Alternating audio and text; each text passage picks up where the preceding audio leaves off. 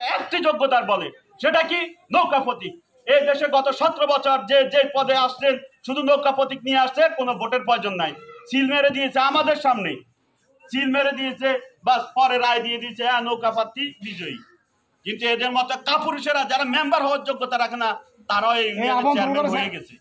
এটা আপনাদের জন্য দুর্ভাগ্য। আপনারাও অনেকে এগুলাতে সহযোগিতা করেছেন, কিন্তু সামনে দিকে সাবধান। আগামী দিনের বাংলাদেশ হবে একটি আধুনিক বাংলাদেশ। আগামী দিনের বাংলাদেশ হবে এই দেশের নাগরিকের স্বপ্ন পূরণের বাংলাদেশ। ইনশাআল্লাহ আগামী দিন যে ইলেকশন হতে যাচ্ছে এই ইলেকশন হবে বাংলাদেশের 1971 সালের পর থেকে 2025 সাল পর্যন্ত রেকর্ড। একটি ভোটও কেউ জাল দিতে পারবেন না, একটি ভোটও কারো ভোট কেউ দিতে পারবেন না।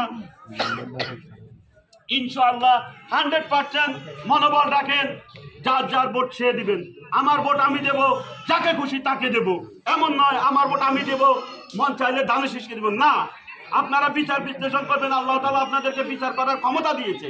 আপনারা বিচার করে দেখবেন গত 17 বছরে আওয়ামী হানারা কি করেছে আর বিএনপির লোকেরা কি করে। বিএনপি, জামাত, ছাত্রদল, যুবদল, আমরা আপনাদের জন্য কি করি দেখেন। এদেশে অনেক মা বোন তাদের